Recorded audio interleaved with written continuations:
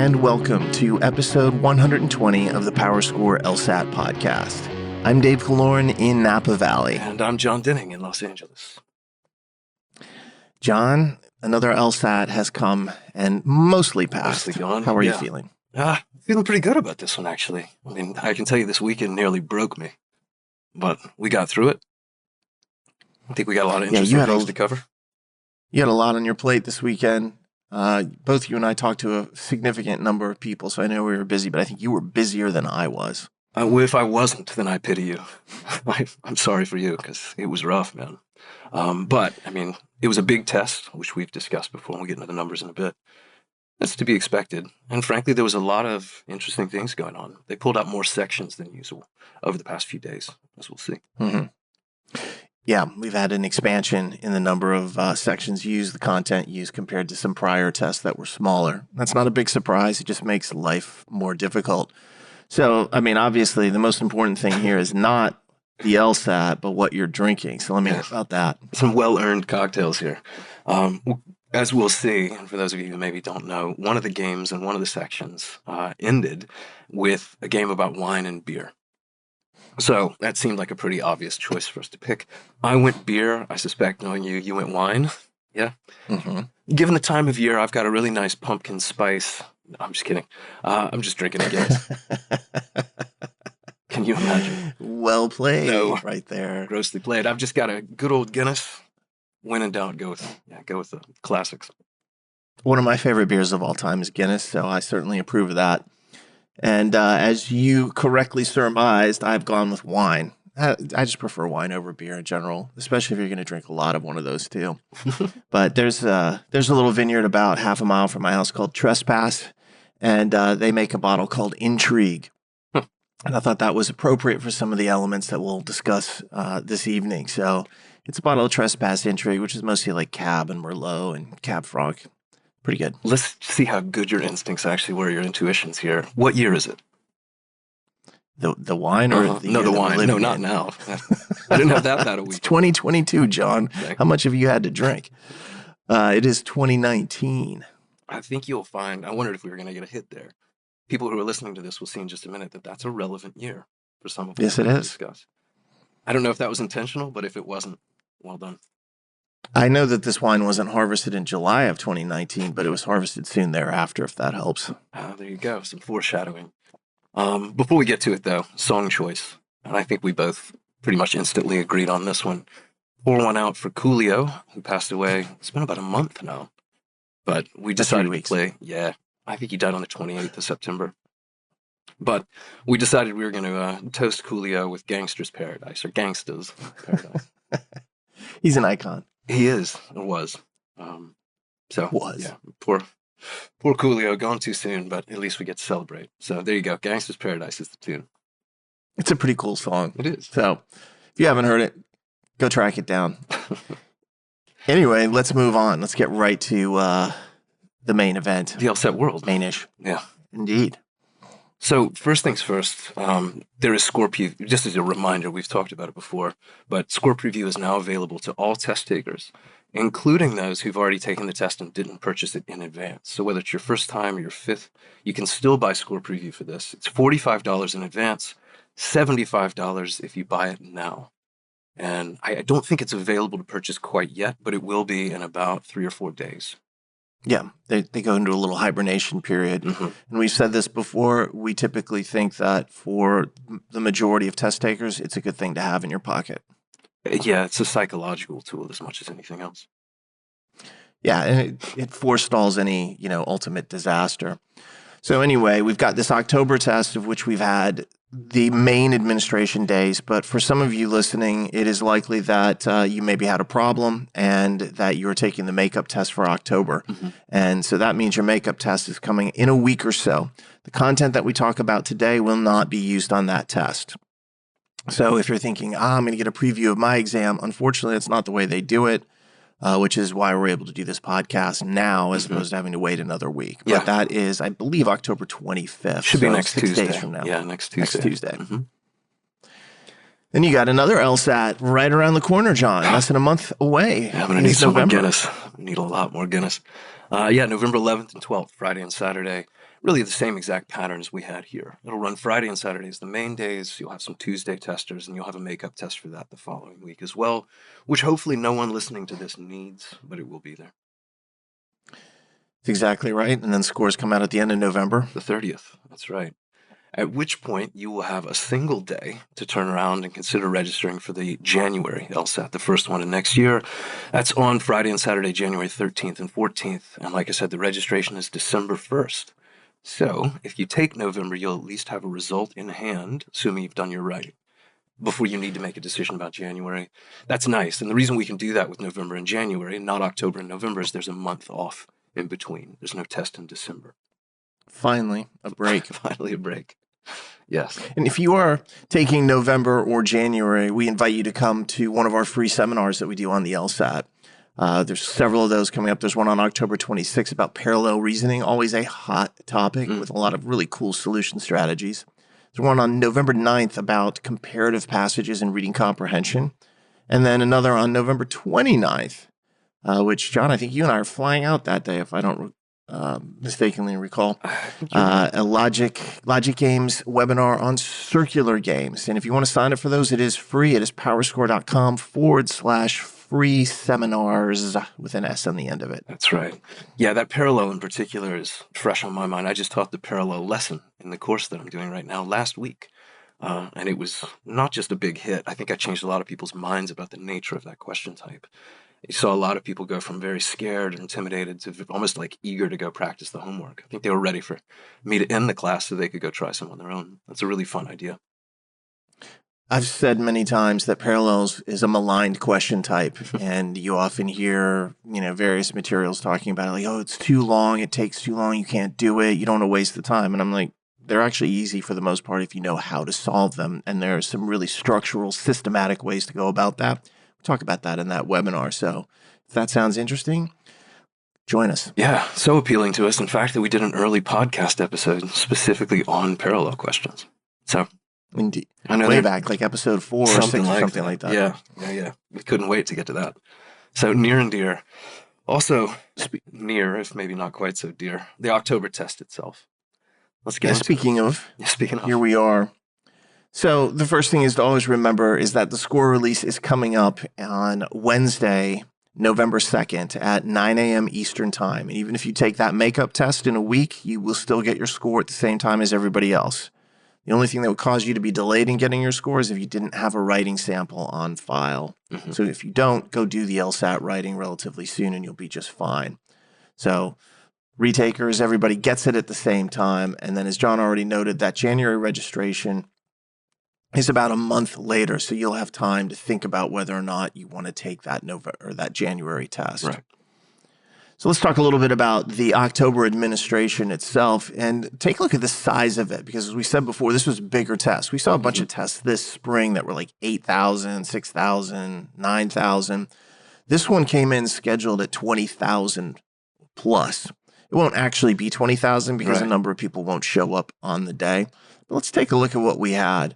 On Friday, the 14th, you had about 8,600 test takers scheduled. And ultimately, what you'll end up with is about 7,800, I think was the estimation. Then on Saturday, it was an even bigger day. It was 10,200, which is a substantial number of test takers. And, I'm not going to say it's approaching their upper limits, but I know once we get into the 10,000s, you do that a couple days in a row, and they usually will add a day or so. Probably the likely outcome there, though, is about 9,300. And then on Tuesday, normally we have just a couple hundred paper and pencil test takers, but we also had the added benefit of international test takers floating around in there. And there was about 1,500 international test takers, so not insignificant. And on top of that, there was about 280 paper and pencil test takers. So just under 1,800 or so test takers on Tuesday. You'll get some attrition on that. It'll be around 1,600. So you end up with around 20,500 and change scheduled, but you probably ultimately have just under 19,000 testing. But that is a significant test in terms of its size compared to the ones that we saw this spring. Yeah, it's a big one, even with that 9% attrition rate. It's roughly 9%. So yeah, 19,000 or so. And from the looks of things as of now, November stands to be even larger. Some of that's going to drop off around November 2nd when these scores come out. There are a lot of people who Yeah. registered for both. So if you're registered for both, but hoping your October score gets you out of November, we're rooting for you too. But November's looking big. It's hovering around 29,000 registered right now. Yeah, that is a large test. There will be some probably greater attrition, Yeah. but the attrition on October wasn't as much as I expected it to be. I thought it would actually drop more than it did. So maybe we'll see the same thing with November. And that sounds like, there's more test takers. Just as a comparison right now, if you're in the application pool and this is your cycle to apply, right now you're down over 10% on applicants. So compared to last year, meaning you've at the same point this time last year, there were more applicants than there are this year. If you're applying this year, that's a good piece of information. However, it's still really early. I don't even think we're at the 1/5 mark at this point. And so those numbers can change. And then in the last week or so, they've been coming down. Mm-hmm. They started off down like 13.5%. They're now down into the 11% range. So it is starting to pick up. This is where we really get to see how things are going to shape up for the entire cycle. I still think it's going to be a slow cycle because there is enough uncertainty here and there's no rush to judgment, especially because we need to see what happens with the actual LSAT score bands. They're bouncing around right now, and that will have an impact on the decisions that law schools make. Good stuff. Yeah, I'm sure we'll circle back to an admissions-centric episode when we get some more of this information. So for now, table it. Yeah, early. Applicants down. LSAT's probably looking up just slightly in this cycle, but we'll have to wait and see. Yeah. You know, one of the things that concerns us is when we get this kind of volume, 10,000 plus people at least scheduled for a day, maybe 9,000 plus take it, we worry about the system's ability to really withstand that kind of bandwidth. And this is both on the LSAC side with Law Hub and obviously on the ProctorU side with the administration itself. This seemed pretty smooth, and I realize that's a little consolation if you had an issue. One of my students' test took 8 hours with 30 different proctors. So, yeah, there are certainly outlier events that happened. But for the most part, they seem pretty scattered. The bigger issues here seem to just be longer wait times, the occasional disconnects. But we didn't see system-wide outages or system-wide pop-up distractions and nuisances. So this felt like another fairly smooth administration, despite, like I said, the occasional grief. Yeah, when that grief does occur, it's pointed, it's poignant, and we understand how bad it is. Yeah. But when we talk about like big issues, there wasn't a widespread outage, as you mentioned, John. Although I have to say 30 different proctors, that sounds, this is a strong word, criminal to me. Yeah, she was testing Saturday, and I was waiting for her call. And about 3 hours after she was scheduled to be done, maybe 4 hours, she finally texted me. She said, almost finished. And that meant that she was maybe still doing it. I wondered why she was texting. But it was like the 19th time she'd been kicked out, and they had her in just some holding room for a half hour with nobody there. She's just staring at the walls. And finally texted me. And then she finally pulled the plug. She's got the makeup, yada, yada. But yeah. At a certain point, it's like it's not working, but man, I sympathize. That's exactly the kind of story that we hear that makes my blood boil. Because if you have a great experience, fantastic. It worked the way it was supposed to. That's what you paid for. If you didn't, and I didn't hear personally, a large number of stories to that effect. This didn't feel like an administration that was in any way, shape, or form worse. It's more a matter of us sympathizing when somebody does have a problem. For them, it is catastrophic, and we always are cognizant of that. Yeah, this is a girl who, for 2 of her last 3 tests, had gotten a 180 and a 179. She was dialed in, she was ready, and then completely out of her control. Yeah, her practice test, that is. Practice test. Yeah, nobody retakes with those on record. But yeah, she had a kind of golden opportunity. She'll get to take it next week, and I imagine she's going to do just as well. I certainly hope so for her sake. All right, so let's get into the list of disclaimers before we start going through actual content within this meeting and this discussion that we're having about the exam. And this, John, always takes a minute. But if you haven't listened to them before, please listen. And if you have listened to them before, please listen again because they are important. So the very first one in terms of us talking about this test is we are really very politely asking you, do not summarize this online. Whenever I see these summaries, the nuance is missed. We'd really prefer that people hear from us directly in terms of the way we talk about these sections. And it's really easy to think, oh, that section is 0 or -1. And yet what we've said is it's not just that. There's more to it. And we don't want people to get a misimpression of how we are conveying this information or how we're actually looking at it. Secondly, what we are looking at now is that the main test administration has passed. LSAC allows discussion of the topics. So we're going to talk about the general types of questions that you saw from a topical standpoint. We're not going to say to you that it is a strengthen or weaken question, but what we're using is basically public knowledge for the most part. And the stuff that's not public knowledge was public knowledge at some point in the past. It's just been lost to history or to us.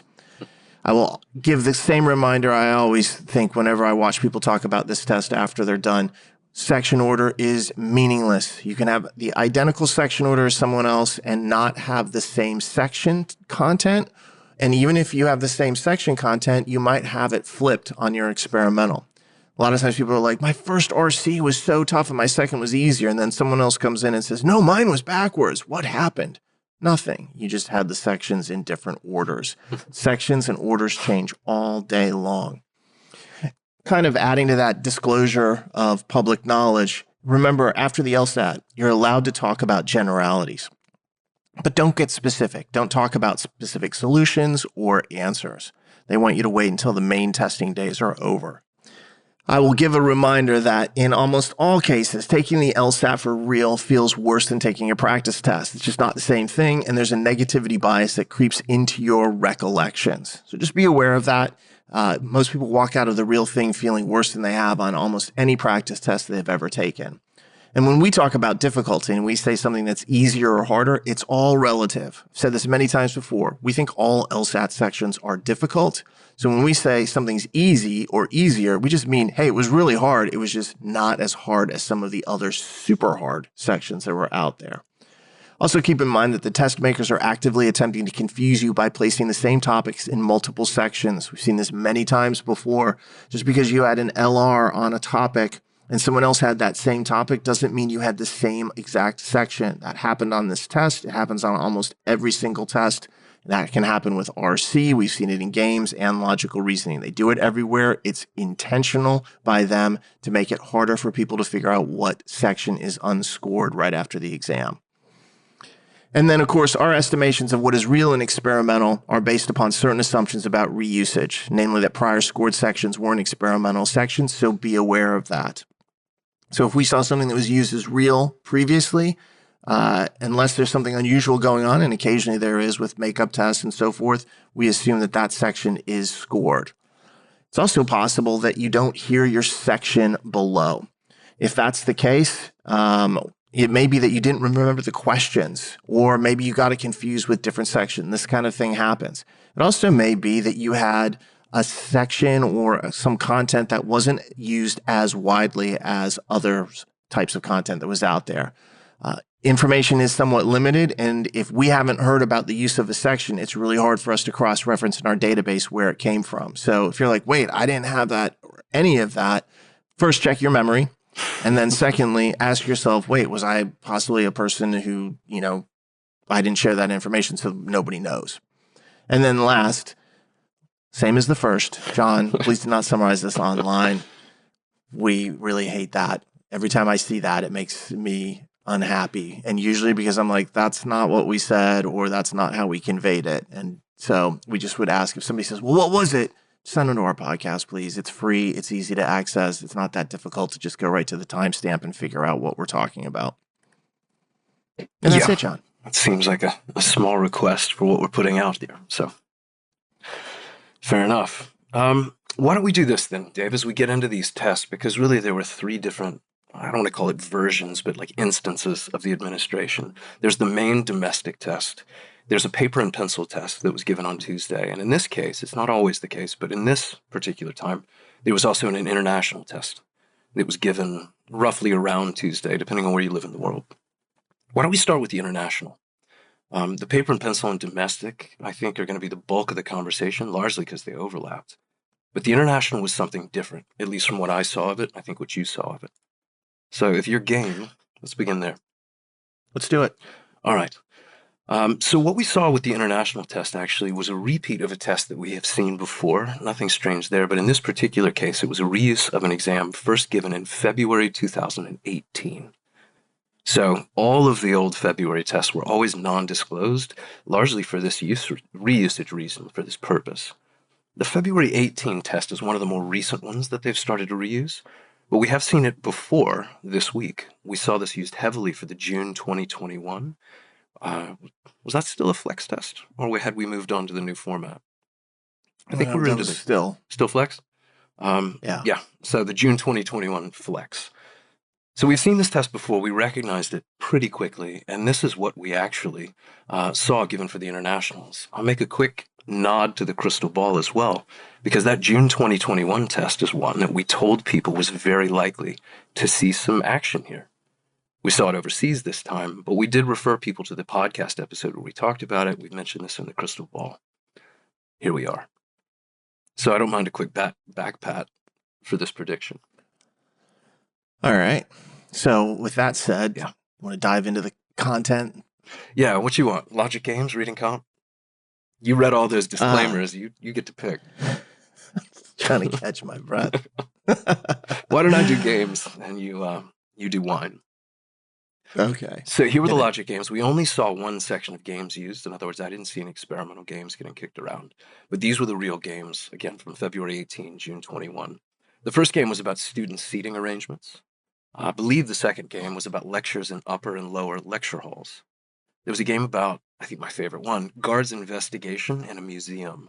You had all these different events. There were people coming in and out, lights going on and off, noises, an alarm, I think. Guards are investigating these things. And then finally, a game about students taking economics classes, international labor and urban economics, I believe. So what's your take on the difficulty of that section, since there was only one of them? The first two games didn't seem too bad, the student seating arrangements, the lectures, but the guards investigation was tricky. We've heard about this each time it's been used, people complain. And the economics classes wasn't as easy as it sounds on paper by most reports. So I think this is an above average difficulty section. We've always talked about it this way, but I don't think it's hard enough, especially these days, to move the needle. And this is a distinction I want to really point out to people. If you heard us talk about this in June 21 or even back into February, my opinion of these games has changed in the last year plus, certainly the last 4 years plus. I don't think they're easy. We had them originally as a -1, softening the scale. Through the lens of the present, and really with the perspective of hindsight, I would tighten it. Personally, I don't think these are going to change things at a 170. I do think they'll soften it further down, 160, 155. I think in the present circumstances, these don't move the 170 scale anymore. And I agree with that. And so if you're an international test taker, one of the things that we do is we always start the analysis at -7 to get a 170, meaning you can miss 7 questions. Here, what we're saying is after logic games, we're not going to move it to 8. We're going to leave it at -7 to get a 170. Yeah. Let's go to reading comprehension, which was also from February 2018, 27 questions. This was also used back in June of 2021. The 4 passages here are, the first one is Elaine Locke, and it's about the Harlem Renaissance and African-American adult education. There's another passage about beetle larvae protected from ants and cottonwood trees. And then Cicela Bach's theory on lying and democracy. And then finally, arguments for and against lengthening copyright laws on books. And that was the comparative passage. Probably that would have been my most favorite one to read. It's the legal-oriented one there. You wouldn't like the beetle larva? The cottonwood trees getting felled by beavers and it gives some kind of chemical protection? No, I would actually probably like the Bach's theory on lying and democracy, because that sounds really interesting to me. And my second ranked passage would have been the Elaine Locke and W.B. Du Bois with the Harlem thing. So you and I would have had this very different opinions on this section. If we could have tag teamed it, I think we'd have been in great shape. I think the problem is our general areas of knowledge. I'm more legal, philosophical. You're more science oriented, and that's going to probably drive what we find most interesting. What did other people find for this section? Yeah, I would say the beetle larvae would be my least favorite one to read. That's your top one. It's my least favorite one. I'm like, give me that copyright one and a legal thing all day long. Oof. In any You event. sound fun at parties. Yeah, well, so do you. I know, I You was want to gonna talk say, about Beatles? what am I talking about? All right. The only Beatles I'm talking about at a party are, John, Paul, Ringo, Fair and so enough. on. This is not an easy section, and we've always historically had this as loosening the scale by one, and we're going to stick to that. And so this would move the scale from 7 questions you could miss to get a 170 to 8 questions you could miss to get a 170. And then that takes us to the logical reasoning sections, John. Yeah, there were, for most internationals, possibly all, certainly all the people I talked to, quite a few, they seem to all have an experimental logical reasoning. There were also, from what I can tell, 2 real logical reasonings in play. So really 3 sections all swirling together for the overseas folks. And this made things a little bit tricky to parse and to nail down. What we're going to do here, and we'll do this on the domestic test too when we get to it, is we're just going to focus on the real topics. So anything you hear me mention was in a scored section. If you don't hear something in a section, that doesn't mean it wasn't scored. I'm just not going to cover anything experimental. So take what I'm about to say, see if you can match it. If you can, that section for you is real. Make sense? Hopefully. Okay. Makes sense to me, man. Good. It's a start. So the 2 real logical reasoning sections both came from the original February 2018. One seems to be in much more frequent use, though, and I'll start with that. We also saw this in June 2021.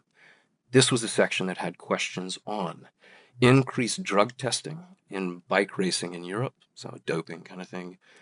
They need it. Yeah, shoes made by XZ and ankle injuries and some causality about the shoes leading to it. There was a question about foreshocks and earthquakes. There was a question in this section as well about vitamin B6 in elderly populations. Those I can confirm were real, and that was one section. Obviously a lot more to it, but that should be plenty to identify it. Exactly. Some notable questions should be able to stick out, and then you can say to yourself, all right, I had that in section 1 or section 3 or whatever section it was.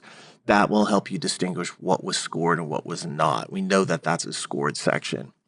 What about the other scored section that we saw a little bit less of? Yeah, so I did hear enough people talking about this to make it pretty clear they were using it. The other section of February 18 had some notable questions as well, and several of these got mentioned, which makes me believe it was in use.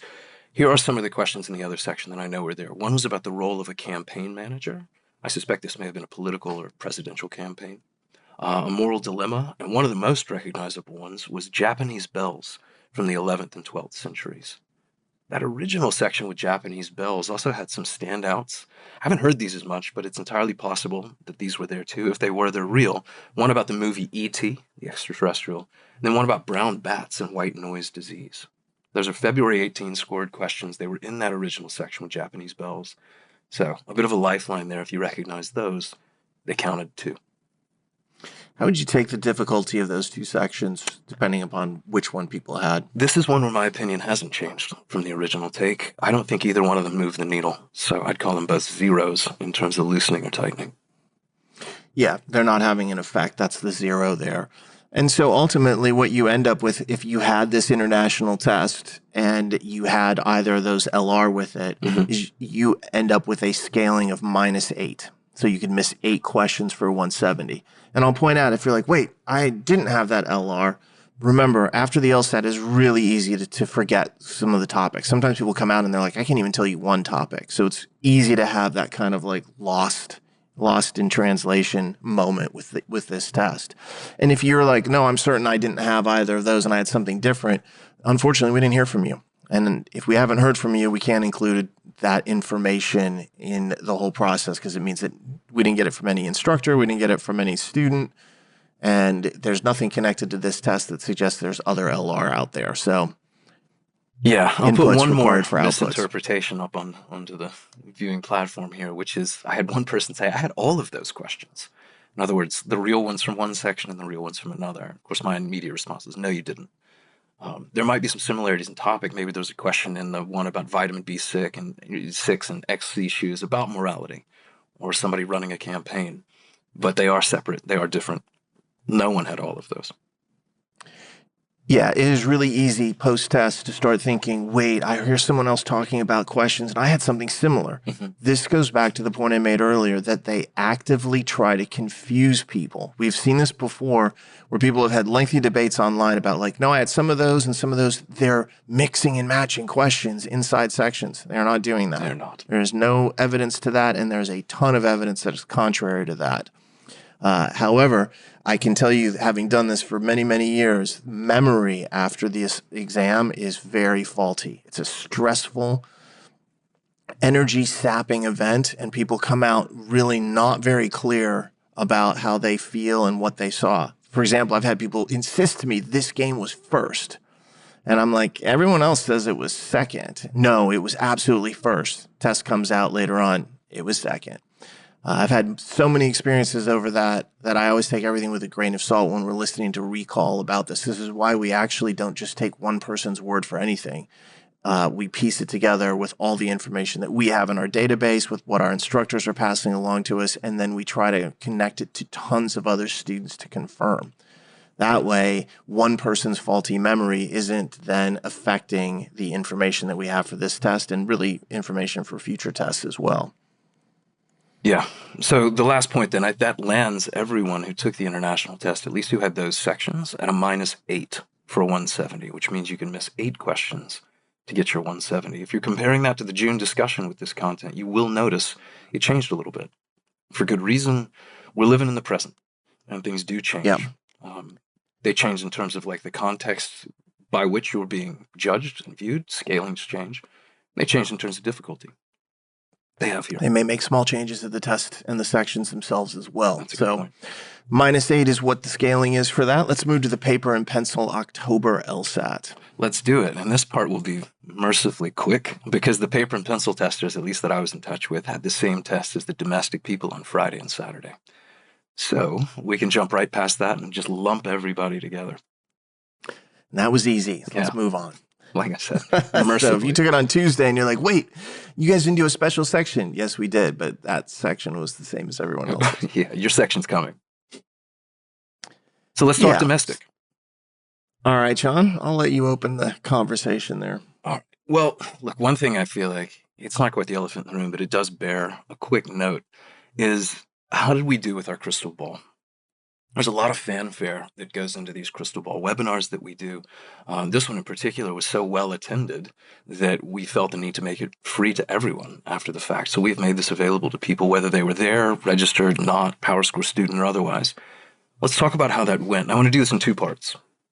One of the things that we do in these crystal balls, arguably the most useful thing, is we compile recommended problem sets, these almost like bespoke sets of questions or sections, individual games and passages that we feel are going to be the most relevant thing to know and understand leading into the upcoming test, or in this case, tests, October and November. So I want to start there. How did we do? What was the feedback that we got? And I'm happy to report we saw a lot of kind words, even entire threads devoted entirely to just the accuracy, the relevance, maybe the applicability, utility of these problem sets themselves. There's several on Reddit. We had a couple on our forum that I saw. I got more messages than I could count about, I'm so glad you told me to do that swim relay game, for instance. Or this passage reminded me so much of that. I'm glad I studied it. Over and over, I was hearing that. So if you don't know what I'm talking about with the crystal balls, the recommended sets, they're out there. It's a free resource. Make use of it because the people who did were objectively better off. My favorite comment actually is the one where somebody says, I went in and nothing felt difficult to me. And then they realize they're like, I guess that means that it did its job. And I'm like, that's exactly how we want it to be. Like, there's no surprises. There's always the chance of surprise on the LSAT. So anything we can do to minimize that, that is what test preparation is supposed to be. You're being prepared for what you expect someone to see.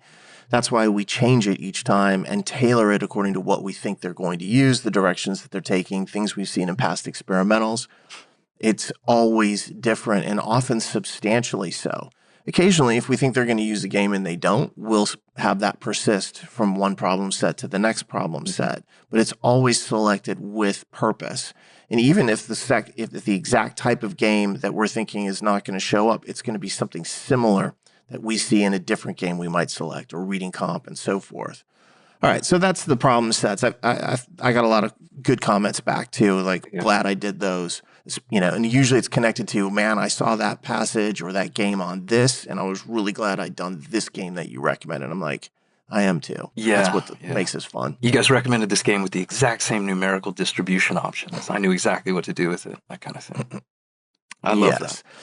So how about the overall prediction? You've already talked about the international test where we talked about June 2021. And so we know there's some overlap there with the test that we were talking about. How about the main administration? Yeah, so this is really one of the other big features of the crystal ball. That's why we call it crystal ball, really, is because it's all about anticipation, trying to foresee what it is we think the test makers are going to do, both in terms of content and test reusage. Let's talk about the test reusage. You listed, and I'll say you were the one on the microphone for this portion of it, but you listed a number of tests that we thought were the most likely candidates. And at the top of that list, it might not have been the top of your recommendations, but certainly at the top of the column, was July 2019. So that, again, to spoil it, that was the test that they used for the majority of test takers, certainly on Friday. But a lot of people on Saturday got the July 2019 content as well. But I think this comes with an asterisk, as you'll probably elaborate on. Yeah. Do you want to? Yeah.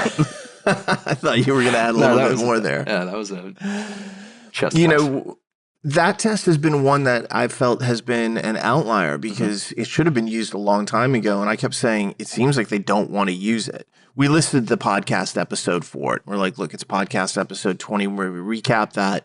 If you want to cover that, it is out there for you to listen to. But it was odd because that was the 50-50 digital/paper transition test. And it really wasn't making sense. And I had said in the webinar itself, I'm like, this is odd to me. I think it's decreasing the chances that it is going to be used. It's one of the big ones that's out there. Yeah. So I'm a little surprised that they actually pulled this guy out. It also reinforces something that I've been thinking about the pattern of tests that they've been using. And I'm not going to disclose that because I don't want them to hear it. But them using this, I was like, I wonder if I'm going to see this at some point, and that'll confirm a theory that I have about what they are doing. So I'm happy to hear that theory's been confirmed. And you can imagine that that means that for the January and February crystal ball that we'll do, that adds content to that. So we'll probably announce a date for the next crystal ball relatively soon here. Yeah. Now that we've gotten this one underneath and it's kind of changed some of our thoughts about what they're up to. But it's another one of those major tests from the last several years where they went out and they used a huge portion of it. I don't know why they waited quite this long. I know that was a big test. And they're not going to tell me, but I was glad that they did because I think there is definitely some difficulty in this test, but there's also some reasonability in this test. Yeah, it was such an obvious choice for so long that the 3.5-year avoidance of it had grown suspicious almost. Like, is there a problem here? Why the active avoidance of what should be a top candidate? So, yeah, we did suggest that this was a very likely test, but that there might be something about it that disqualified it. Here we are, clearly not. Because it got used. All right. Let's talk about it. Yeah, well, it'll change a little bit what we predict next time around, I would imagine, too. So that'll be actually good. I love it when things change because then you can just watch the system produce a different answer, and that's what we'll have at our next crystal ball. So if you're taking January or February, join us when we announce that, which will be relatively soon. Let's go through reading comprehension first on this test, John. You want to open it, or would you prefer that I open it? I mean, I love to listen, but I also like to talk. Then I will open it up. All right. So starting on Friday morning, we had the news almost immediately that what we were seeing was the July 2019 test. And that is because the reading comprehension from that test is very noticeable.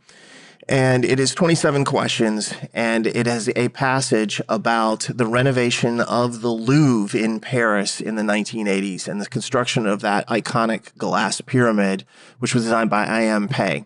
If you've ever been to Paris, you've seen it, go to the Louvre. There's this crazy glass pyramid in the middle of this French courtyard, which completely is iconoclastic in the way that it appears. Yeah, kind of half submerged, totally bursting up through the substructure. Yeah, you go through the pyramid and you go down into the Louvre. It's really cool. and just, one of those kind of architectural moves where it's like signature, groundbreaking, memorable in the extreme. So that passage is instantaneously identifiable. You got a very difficult passage about analyzing history and applying science and general law to history that's comparative, with different views in the two passages, very challenging overall. You've got one about disclosure statements and the conflicts of interest as it pertains to advisors. That sounds interesting to me. You can see that I like this law kind of stuff. And then nutrition and genetics and disease prevention, and really kind of like how you use diet and gene therapy and how it would affect things like cancers and so forth. This is not an easy section at all, unfortunately, but it is easy for us to identify. As soon as we start hearing about the Louvre and IM pay, it's like that might very well be that particular test from July 2019, and it indeed was. Yeah, and I know there are a lot of people right now whose heads just collapsed because this was, I probably would make the argument, the hardest reading comp section that we saw the entire time. Certainly it gave people fits. We'll talk about what that means for the scaling in a bit, but this was a tough You'll one. get a benefit. You'll get a benefit from. You will. But if you saw that Louvre passage, that was your real section. Yeah. And I hope that was good news. I realized for some people it was like, let's look at the other real section that started to appear on Friday afternoon. This one has evolution and gene expression. People largely call this the grasshopper passage because it talks about grasshoppers and locusts. There's one about international accords and treaties and complying with norms. That was the comparative passage. Another one about banking, primarily banking practices in the U.S. and Canada, the idea of stable banks and centralization. That might have been the hardest passage on that particular section. And then finally, a Chinese painting movement, called it the literati, of the 20th century and differing views on that, which to me sounds fascinating. I love Chinese art, and so that would have been cool to read. Yeah, I could get into that one. But those were real as well. We saw this first appearing Friday morning. Both sets of those real passages were used throughout on Saturday. And from what I understand, it's very possible that paper and pencil people, it's quite a alliteration, saw both. Although I know a lot of them saw grasshoppers. All right, so we can say the Louvre passage set was real. This one with the grasshoppers and the banks, also real. Let's talk about some of the experimental passage sets that we saw. And we saw this on Friday morning as well, paired typically with the Louvre early on. This was not a difficult section overall. It consisted of a passage about the Golden Girls, Betty White classic from TV. What the heck? Very pop culturistic kind of thing going on. We've seen a lot of that, and we'll actually see it in the next experimental set as well. There's one about samurais and Japanese merchants and class hierarchy in the Tokugawa era. That was the comparative passage. Another one about the legal concept of computers being people or persons when creating contracts and whether or not that makes the contract valid or invalid. And then one that I'm sure, John, was right up your alley, bioengineering designs of nature and beetles and roaches and their exoskeletons. Sounds horrible. Well, I think we can both agree that Golden Girls is the highlight of this section. I don't know. Samurai sounds pretty good to me. Some Shogun flashback, but I think that sounds super cool. Yeah, let me add a point here, because we talk a lot about the difficulty of that first section with the Louvre and the rest of it, disclosure statements and stuff, the analyzing history. I think part of the difficulty, and certainly not the totality of it, maybe a very small part, but it had to come from the fact that section through the majority of Friday was paired with this relatively easy section with the Golden Girls and samurais and, roach skeletons and stuff. It's fun. That passage that sounds more fun than the other one when you read it. 100%. And so you keep that context in mind, that there's a relative bias here, essentially, too. The difficulty as we analyze it needs to live in a vacuum. Difficulty as many people see it next to an experimental that is easier is magnified or exaggerated. So I say that in part to sort of temper people's expectations. I say it in part, too, to give people hope. Because if you felt like you performed really poorly on the real one with the Louvre, it could just be you didn't enjoy it as much. That doesn't necessarily translate into a poor performance. And the differential difficulty being increased compared to something that was relatively easy. Again, hard overall, just because it's the LSAT, but on the easier side as far as reading comprehension. That differential can make you feel worse by itself. You're like, oh, this was so much harder. Yes, it was harder. I think we say that with a high degree of confidence. But if you've just done something easy, almost everything feels a little bit harder thereafter. So keep that in mind. But that Golden Girls passage set was experimental. Last point before you move on. I know there's one more. Last point, and it really echoes something you said about section order. What we saw on Friday morning was reading comp first and fourth, that they were swapping these back and forth. Some people had the Louvre and ended with Golden Girls. Some people, the very first thing they read on their LSAT was about Betty White and B. Arthur, or whoever was on that show. Mm-hmm. And they ended with a passage on gene therapy and cancer. So, and they probably thought to themselves, this was a great start. And then they got to that fourth set and thought, oh, no. Yeah. So I heard both of those things. And that, again, I think you kind of alluded to it early. Where it's like, my first section was super easy. Really? My first was brutal. I finished easy. That's, I think, where you saw that really stand out. Yeah, by the way, in that samurai passage, the passage doesn't mention it, but you mentioned Shogun. I will give a shout out to that book, one of my favorites of all time by James Clavell. The whole trilogy, or not trilogy, but the whole series he wrote. Fantastic. I read it on your recommendation, and I think I've thanked you ever since. One of my favorite. Read the rest of them. There's a bunch of really good books in that whole series. Maybe in December when we finally get a month to ourselves. More than a few. I recommend those books to everybody. And some girls I dated in the past were none too happy about it. So they didn't enjoy it. Like, it's too hard to read. I'm like, what? I thought you just weren't paying them attention because you had a book. No. One girl in particular I dated did not like that book, and she struggled through it and then was mad about it. And I'm like, sorry. And we stopped dating. That says more about her than the book, I'm afraid. Indeed. I'm not going to blame myself for making a good book recommendation. Let's go to the last of the reading comprehension experimentals. And this was one that we saw mostly appear on Saturday morning and then start being used throughout the rest of the day. And one of the passages was about Ellison, Ralph Ellison, the author, the book Invisible Man, and how it made comic book allusions and kind of like thematic ideas of like Batman and so forth. So again, another pop culturistic set of references. They appear to be dragging the LSAT at times into the modern era as we talk about various topics.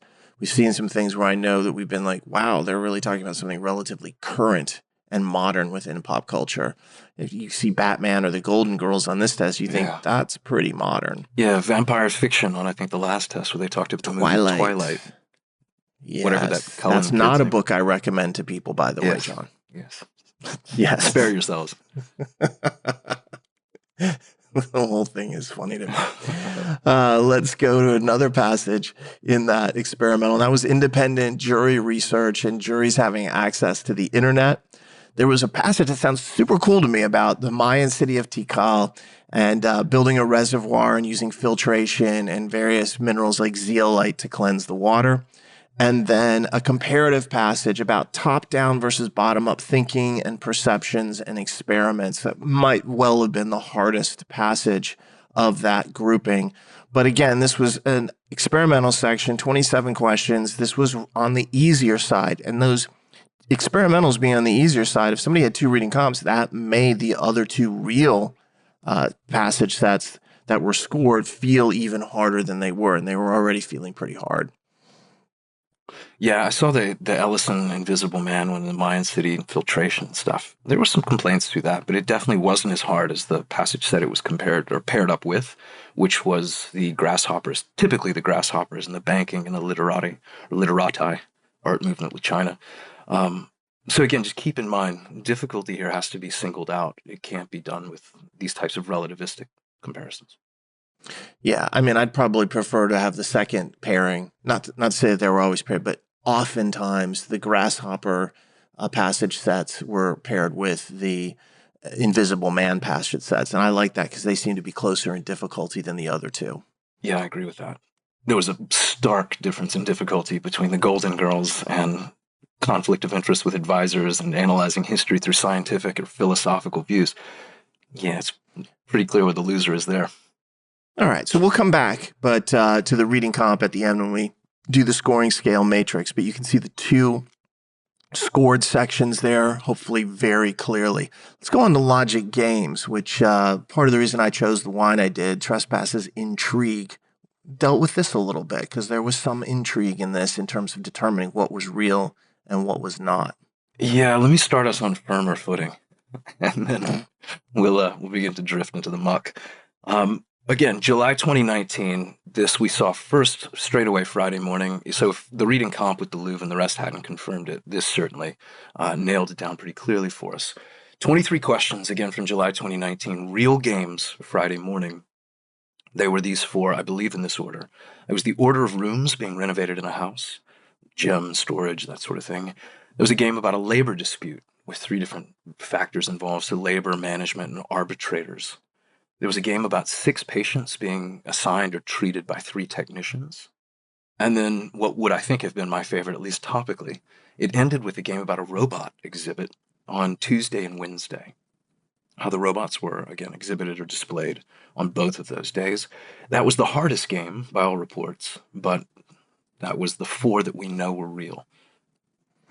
Friday morning. Yeah, so you might have liked the topic of robots. Obviously, in games, I don't care. I don't want it to be the hardest one. But here we have the last game, typically for most people being the hardest game. That is not abnormal at all.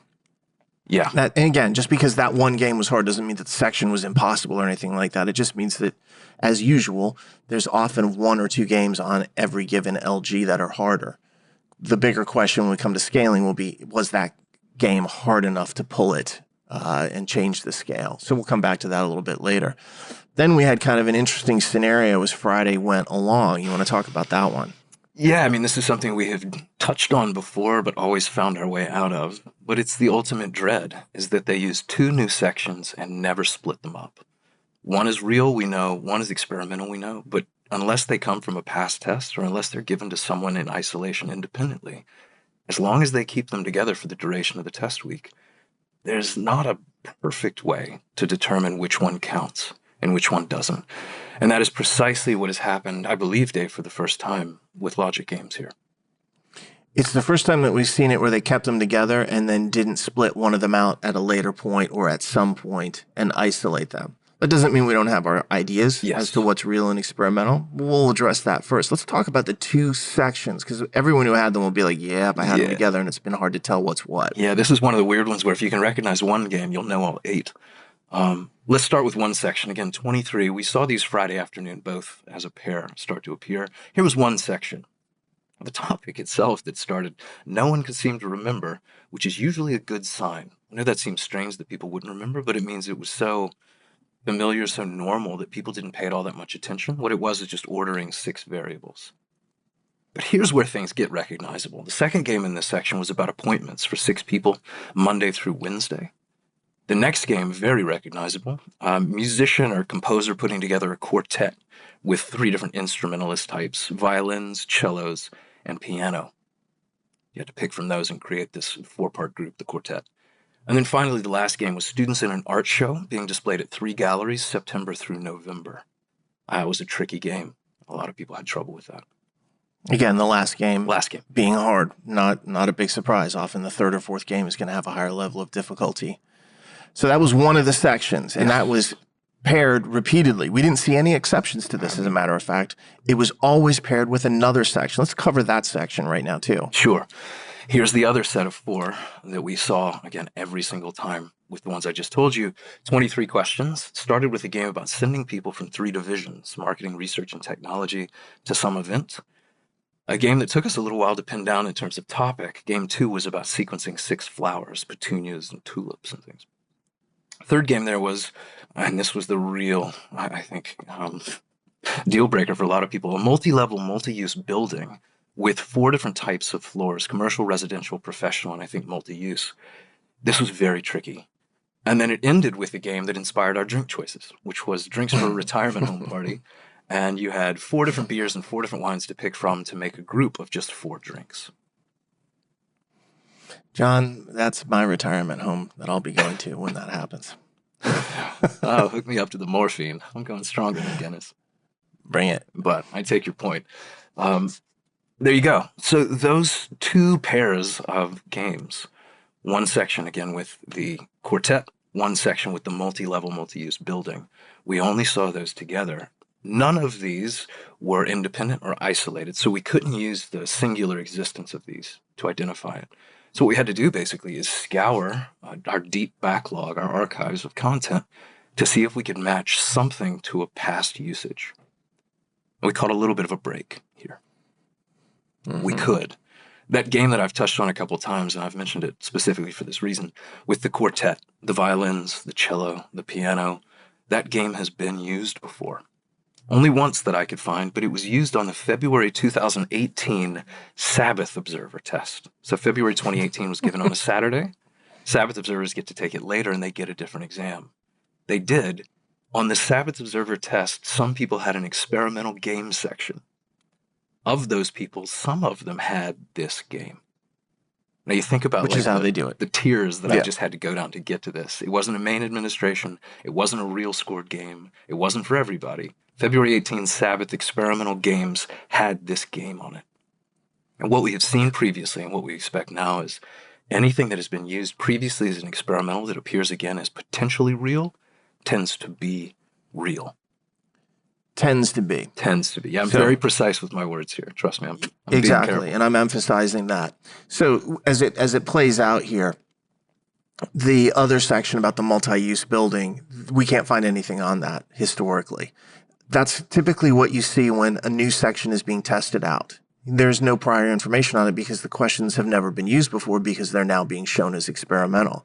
So if somebody said, all right, here you go, here's your bankroll, go to the great LSAT casino and start putting money down as to what is real and what is not real, I'm putting my money that the section that's real out of these two is the one that has the appointments for 6 people, the quartet with the violins, cello, piano, and the students in an art show.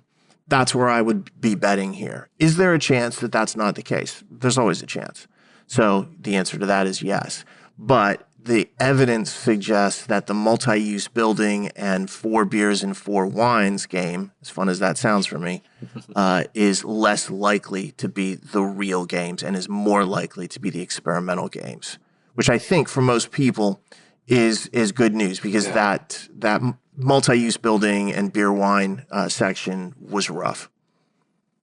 I think by broad consensus, I think it was the harder of the two. Speaking as a guy who's going to Vegas in 3 days, I can tell you my money would be on, and this might be good or bad depending on my luck here, but my money would be on the quartet section as real as well. It's funny, you're heading to Vegas and I'm heading to LA. That's right. I wasn't going to Vegas till I found out you were going to be here, and then I had to. Then you were like, I'm out. That's actually who we should have chosen for the music. Going to see some K-pop with my daughter. True facts. Yeah, Coolio all day. You wouldn't have an invite. Let me tell you that.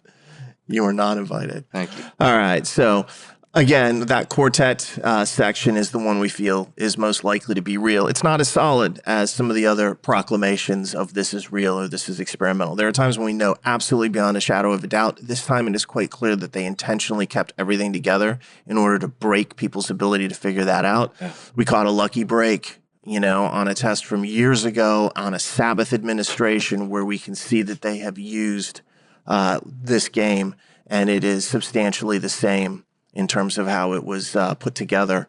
And that's the tip-off right there. But we're not done. There was actually another real section that we know that they used primarily on Saturday. What was that section? Yeah, fortunately, this was much easier to identify. We didn't have to do like the archaeology that it took to find that Sabbath test.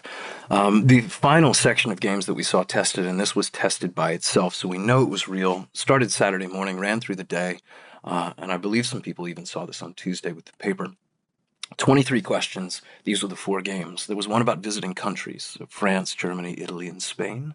There was a game, I believe the second one, about scientists or authors publishing a paper or being assigned some attribution of a paper. This was professors, graduate, and undergraduate students. A game I'd be interested to do, at least on topic, about summer counselors doing activities like fishing, hiking, kayaking. And then it wrapped up with a game on textile arts and goods like mittens, napkins, quilts, rugs, scarves. I think this had to do with knitting from the looks of it. But these were being assigned or attributed to markets or fairs or a warehouse or something. Probably, again, the hardest game in the section by most reports. The 4th one here. Although, again, grain of salt, anytime somebody says the hardest game is the fourth one, the first question I ask is, well, how much time did you have left? Yeah. Objectively, I think overall, we would say the games at the second half of the test are typically, or the second half of the section are typically harder, and that's irrespective of time. But then having time problems on top of it just magnifies any difficulty that you run into. It makes a hard game seem impossible. Yeah. And that happens to a lot of people. So it's just something to be aware of. It does, but we know those four were real, and it's just a rough sketch of difficulty or estimation.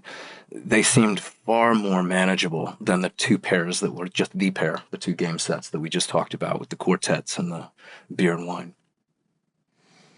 Excellent. And so that was a real scored section. We'll come back later on and we will do the breakdown in the scale matrix, which is coming up really soon, actually, because there are 3 LR sections that we're going to cover right here.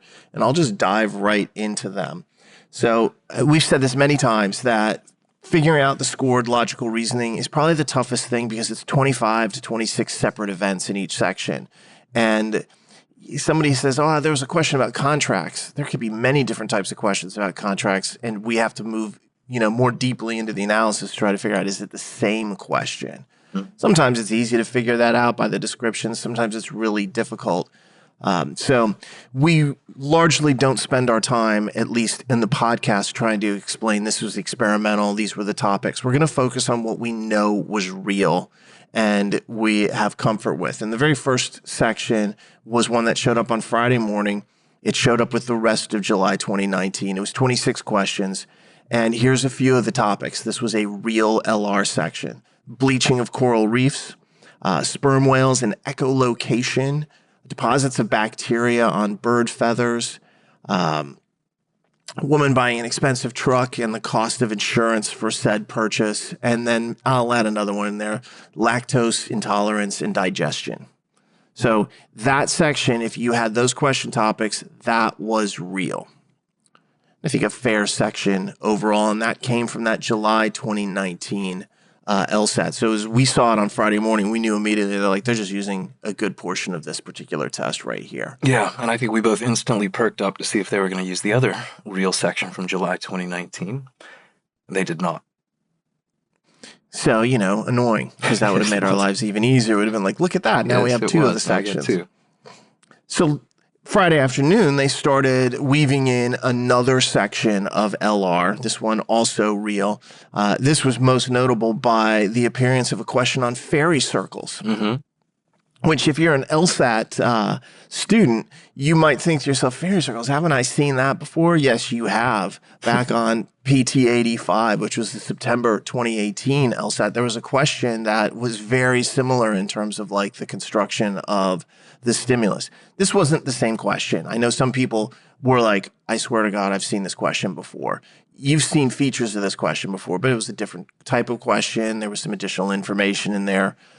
So it's not identical, but clearly when we look at this, sometimes people say, well, why would there be multiple questions on the same topic? It's the same reason there's always passages about dinosaurs or serotonin in RC, because they employ specialists in these topics who then make up these questions, and they naturally kind of devolve to their area of specialization. Somebody liked fairy circles and thought it was a cool idea and made a couple of questions out of it, and now we're seeing some of the effects of that. Totally normal. That is not anything where it's prejudicial, problematic, unexpected. This is exactly what you expect from the people who make the questions. Yep. I will say this, though, since we talked a little bit about the crystal ball recommended problem sets and their relevance and applicability, I got a lot of messages from people being like, am I losing my mind or have I done this question before? And part of the reason for that is that September 2018 PT 85, this is LR1 question 18. It's available to you. It was one of these sections I said was the most important thing to do before you took this test. I didn't realize they were going to more or less reuse at least a portion of a question from it. But what do you know? They did. So I got a lot of messages to be like, felt like an expert at fairy circles. I'd already done it. Yeah. And that's what's tough. The original, which is in the first logical reasoning section of PT 85, it's question 18. It's a tough question. It's actually a really cool question. I've written an explanation of it in our online forum that is free to any students who are studying. And you can go check that out. But the truth is, it's a cool question. If you understand it in that context, it really helps you absorb the idea more easily the next time you see it. Yeah. It's the same thing if you, like I mentioned serotonin before, and there's been a number of passages, or the bee waggle dance that they've used multiple times. Once you understand those concepts, the next time you get to it, it's even easier to follow along with, which makes it so cool. Yeah, the original strengthened version of that is one of my absolute favorite questions, maybe of all time, to test people's ability with that particular skill set. So that was one of the questions, which we don't spend a lot of time talking about. I think there were 25 questions in this section. There was also questions on barnacle repelling paint on ships of various sizes, gamma rays from celestial bodies, and how that interacts with dark matter. And then a question about toothpaste and consumer advocacy, and then a spiritual river that heals wounds. And now that river is polluted, which I surmise might be the Ganges, but we don't really know that for sure. Yeah, unless somebody's trying to make some profound philosophical statement about, I don't know, politics Life. in America or something. Life, yeah. In any event, this was not an easy section, but that is a real scored section. So if you had fairy circles and gamma rays and toothpaste, that was real. And that takes us to the last of the real sections that we saw. And again, I will say that if you're thinking, in fact, I'll go through this and then I'll make that comment. This showed up in Saturday, primarily midday to afternoon. And the first was diving birds at a lake that were being poisoned. I think those are grebes, and the thing that was poisoning was selenium. Yes. Overall. Then there were factory workers with weight belts and doing heavy lifting and causing injuries. There were babies throwing food on the floor for adult attention. It was bad baby. And delivery fees on appliances. And is that the kitchen appliances that are being delivered? Yeah, I think if it was a kitchen appliance like a refrigerator, there weren't any delivery fees. It was free. Yeah. And then a disagreement about the nature of forgiveness after, someone's been offended. And so that section was real as well. And that gives you the 3 scored LR that pretty much covers the majority of people. So if you don't hear your LR, if you're like, look, I didn't have any of that, to some extent, it's on you. It means that you probably had a section that wasn't given to too many people. And since we didn't hear any reports on it, it's not going to be included here. This is why we always say to people, we need to have inputs. We need to have feedback in order to actually add to this. We need data points. And we're always appreciative of that. Yeah, the other possibility is, you've only listed maybe 5 questions, 6 questions in these. That means there's about 20 you didn't talk about. It could just be you remember some of the other 20 and not these. These are ones we've confirmed and that we feel are recognizable enough. They should stand out. But if none of these ring a bell, it doesn't mean you didn't have that section. It could just be that there's some gaps in your recollection. That happens. Okay. That's a really good point, John. Thank you. I don't appreciate it, but it's a good point. As long as you appreciate it, I'm okay. Okay. So that takes us to discussing the scoring scale matrix. And I'll do a longer, more extended explanation of how this works, as opposed to the international test that we talked about before. So what we're going to attempt to do is predict how many questions you can miss on your test to get a 170. And there's a few assumptions that float around here. The first is, again, we're going to talk about what we've already covered. If you don't hear or remember your section, whatever the case may be, you'll have to make your best estimate to fill in the gap there. But we start with the principle that the typical LSAT allows you to miss 7 questions to get a 170. Now, that could be less if you had an easier test content-wise. It might be -6. It could be more questions if your test was harder. It could be 7, 8, 9. Theoretically 10 questions that you could miss to get a 170 if you had a really tough LSAT overall. But we start at -7, and then we use each section to either loosen, tighten, or have no effect on the scale. And that is kind of like the -1, +1, 0 impact that we have. When we're faced with a dilemma and we're uncertain as to what we're looking at, and it could be that, it might be 0, it might loosen it by 1, usually we are more conservative than not. And that is so that there are fewer surprises during score release. We don't give somebody a, rainbow-colored view of how their test result is going to be, and it turns out that it's not as positive as that. So just something to keep in mind. So we all start at -7. You can miss 7 questions to get a 170. Let's start with logic games. And the very first section that we talked about was from that July 2019. This was about the renovation, the labor, and the arbitrators, the patients, technicians, robots. We think this section was a medium difficulty. We don't think it moves the scale. So if you had that, there is no change on your -7 idea. Let's talk about the two sections that we felt were hard to separate. I'm going to focus on the one that we felt was real first, but we're also going to throw in the other one just to have a happy day. So the section we felt was real was the one that had music quartets in it, an art show gallery, and Monday to Wednesday appointments. I think this was a hard section. Interestingly enough, we're going to say this moves the scale by 1 and would loosen it to go from 7 to 8. Let's say we're wrong. We don't think we were. But let's just say that we were. The other section we do think is slightly harder, but because of the binary 0-1 kind of analysis here, that's the section about multi-use buildings, beer and wine. That would also, if it was in fact real, have moved the scale by 1 point. So no matter which way you're going to slice that, even though one of them I think is a little bit harder than the other, that impact isn't felt at 170. Yeah, it's going to be one question right there moving from 7 to 8. The impact on that difficulty, the one section being harder, would have been felt downscale as you get to, say, 160, 155. That's where that difficulty would have loosened the scale more for those students. But at the 170 level, you're supposed to be good. You're supposed to not miss questions, even if the section is difficult. So even though I think multi-use beer, building, and beer and wine, multi-use beer works for me too. It's my favorite kind. Is slightly harder. At the 170 level, remember, there's hardly any margin for error up there. It's still only loosening it by 1. All right, let's say you had none of those. And the section that you had was the one about the country visits, the scientific paper authors, the camp activities that Jon likes so much, and then the textiles like mittens. That is not going to loosen the scale. So if that is your section, you are back to -7. So again, just choose the section that you had, and then either make no change to the -7 or loosen it from 7 to 8. Hopefully that was clear there. Jon, let's go to RC. Okay. You want me to do this one? This is far less heavy lifting, so I'm going to take it.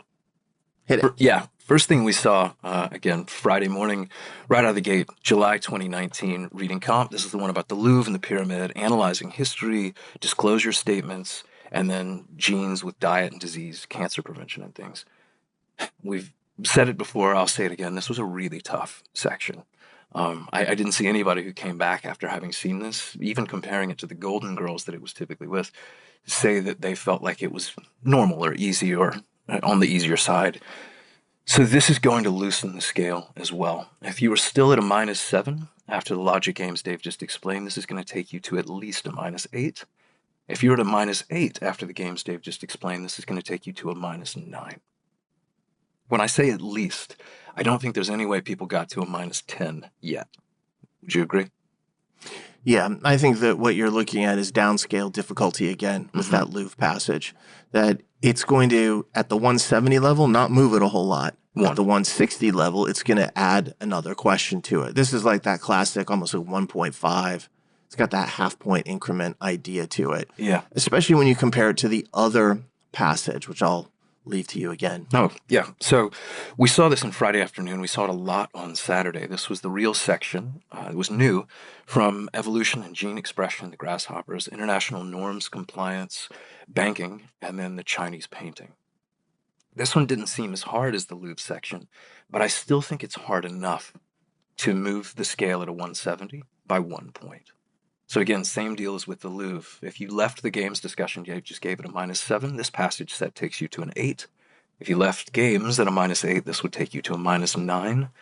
Although I think we'd feel less downstream impact from this. That Louvre section is going to change things more to 160 than this section on grasshoppers. Yeah, again, 170 level is just tight. You're not going to have one section just have this massive sea change.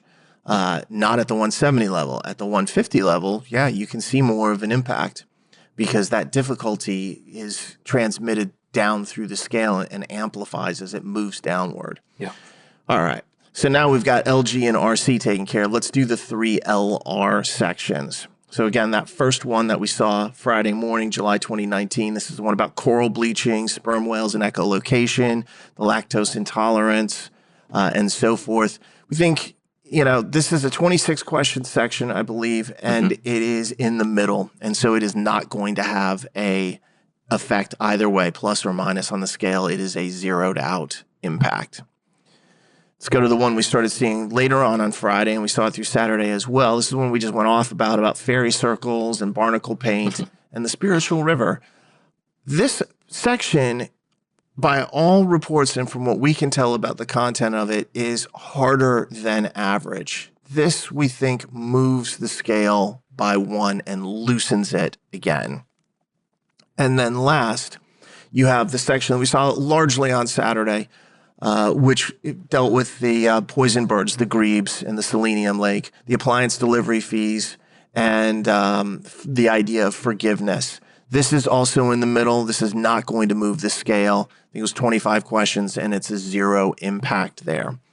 So, Jon, just as a recap, the majority of people here are going to come out with an 8 or 9 scaling. Yeah. There is a possibility of a 10 scaling. I don't know that I recall too many people having that particular configuration here. So I don't think that was the most common thing that came out.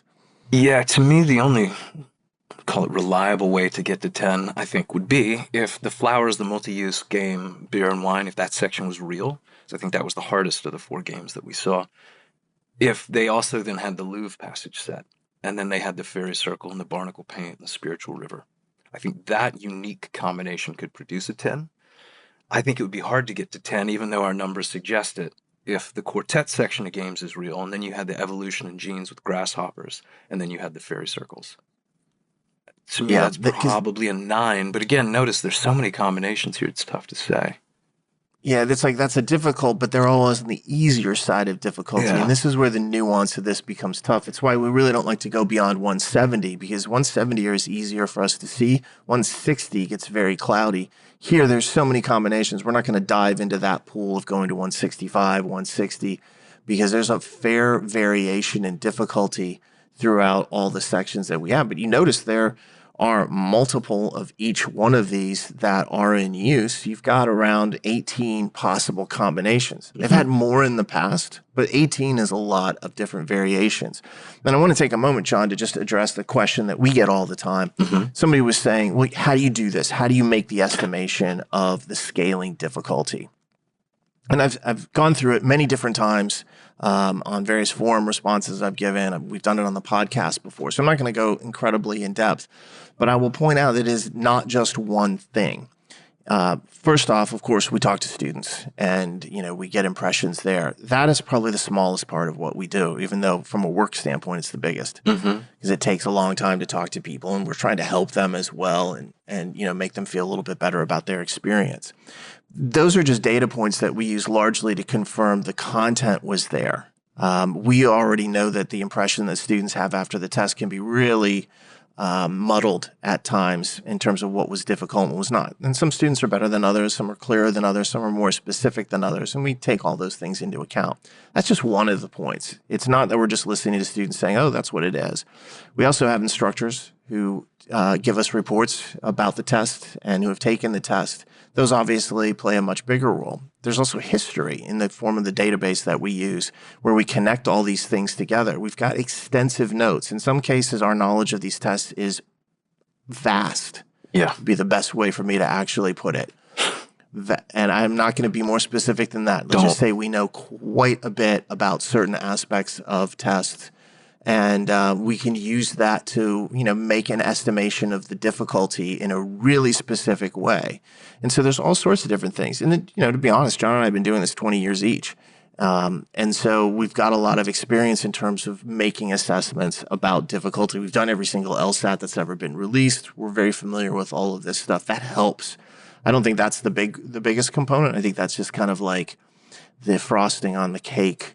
Yeah, something it's you not enjoy. All sixth sense intuition. That plays a role. Yeah. Most of what it is there are people that we talk to that we trust and that are reliable, and they can give the sort of feedback that we can then filter through our own experience and judgment that makes this beyond just accurate. I mean, it makes it much more of a science than I don't know, what's the opposite of science? Guess? Yeah, And now imagine for a moment that you have thousands of those reports over time about these tests. It all starts to compile, and that's where the database comes in, which is really, I think, the backbone of everything that we do, is having all that information and being able to combine it. And no, I've been asked before, like, hey, can I check that? No, you cannot check that database out. You are not getting access to that. That's one of the most valuable things that we have as a company. No one else has anything like it, and we use it constantly throughout the weekend to cross-reference and connect and augment, honestly, as we go through this. So I just wanted to kind of add that brief discussion because I was asked at least 8 times about how we do it. Some people were very insistent that I tell them the exact process, and I was like, no. I'm not going to tell you the exact process because that's part of our business. That's what we do. And I mean, we give it away for free anyway in terms of the actual knowledge. So I don't think anyone can say that we're holding people hostage about it. I don't think so. I mean, there's natural suspicion, as there should be. But I can speak for myself, and I know you well enough to speak for you too. We wouldn't do this with the degree of emphasis and certainty that we do, ditto the crystal balls, if we didn't feel like we were getting it right. And experience and data has confirmed that we are. This is another moment where I feel like we've gotten it right. Yeah, I feel good about it. Obviously, scores themselves will come out on Wednesday, November 2nd, I believe, at 9 a.m. Eastern, and that's for all test takers that we've mentioned before. And for those of you who are thinking, I'm taking this November test, I'm signed up for it, I'm locked in. One of the things I'll point out about the crystal ball that we did for both October and November is that it still applies. The low likelihood July 2019 reuse can now be struck from that. I would take a very careful look at what I call the right column of tests that we went through, and any of the older tests would be the most likely fair game there. And as far as the recommended content and the problem sets, we may make an adjustment or two here. But everything that is up there is still viable and still applicable to November. So if you're taking that test, make sure you complete them or redo them as needed, because there's a few ideas that I know we put into those problem sets that we didn't see, which increases the likelihood that they will appear the next time. So they are still 100% applicable. And if we need to, we'll make some adjustments. We'll have to figure that out. I think both of us need a nap at this point. It's been a long weekend. I got more Guinness upstairs, to speak for yourself. You'll I will need say, a if I nap had to in do an that hour or crystal two. ball again tonight, knowing what we now know about the October test, I wouldn't change much. I'd certainly wipe July 19 off the map. But other than that, every recommendation, every prediction, every recommended problem set, it would live on. There'd be some nuance and subtlety to how we described things with this context now. But no one's going to watch that and be like, I wish I hadn't. All right, well, then I'll close out with one final reminder, and that is the same as the first and the 10th reminders I made earlier. Please do not summarize this online. You missed so much of the nuance. It's a free podcast. Just send people here to listen to it so they can actually hear some of the discussions where we talk about this is harder than the other, even though they're both -1, and how that affects downscaling. And how it would affect a 160 score more than it would affect a 170 score, and so on. That's the kind of stuff I want them to be able to hear, as well as some of the uncertainty around the logic games and why we've made the determination that we think the Quartet game set is most likely the real one here. So on that note, if you get a chance, please subscribe to this podcast on iTunes, Spotify, YouTube, or anywhere else you may find it. And if you've enjoyed it, we hope you have and found it useful, please leave a comment and a rating as well. And if you have questions, you can send those to lsatpodcast@powerscore.com. We do answer questions, and we eventually put them all in a mailbag and answer them there as well on a future podcast episode. On behalf of Jon and myself, I hope that you have found this episode useful. We pray that it was good news for you, and we look forward to talking to you again soon. Take care of yourselves.